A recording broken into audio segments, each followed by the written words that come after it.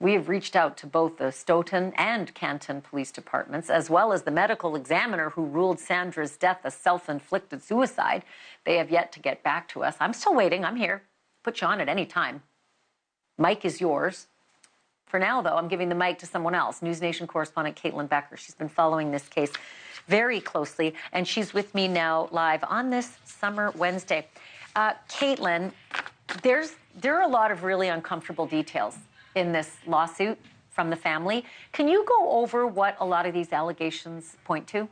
Yeah, disturbing is putting it really mildly here. I think you have to remember, Ashleigh, that when we're looking at the time frame, she was just 13 years old when she joined this Explorers program, and that's what introduced her to the officers that would allegedly become her sexual partners.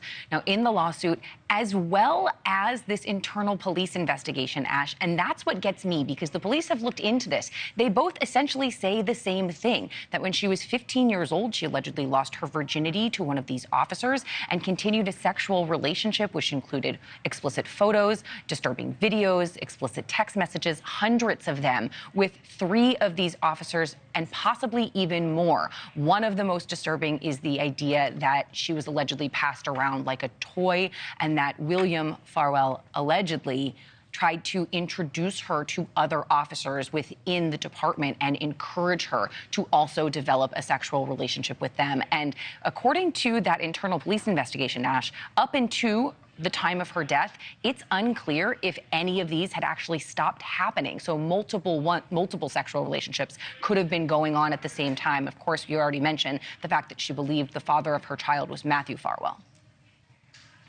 Okay, and then so there's Matthew Farwell, and apparently they've got text messages, they allege, between Matthew Farwell, the alleged dad of this baby, 3-month pregnant Sandra, and the alleged text messages between them suggest that he acknowledges taking her virginity April 2013, where if you do the math, she would have been 15 years old. Have they presented those text messages?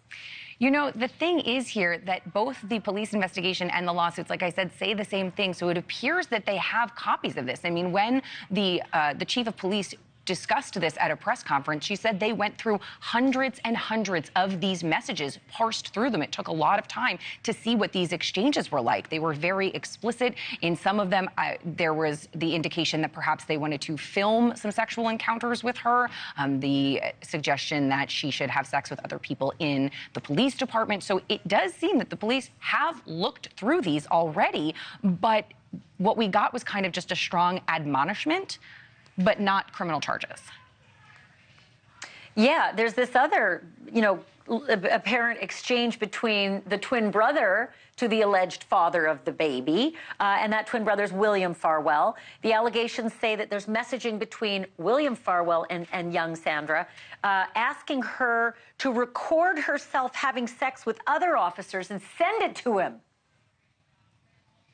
And they were all seemingly aware that their coworkers, or in this case, siblings, were all engaged in a sexual relationship with this one person. And Ashleigh, some of these things actually happened on the job. There were allegations and indications in these messages that they actually happened inside of some of the police cruisers. So it's really, really disturbing stuff. And again, police have all of this information. They have all the evidence. So it's mind-boggling that there haven't been charges.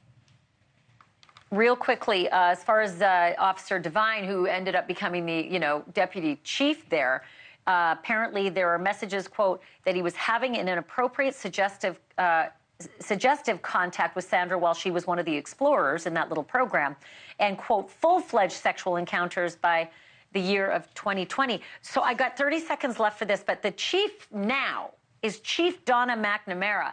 It sounds like Donna McNamara is devastated and angry over all of this.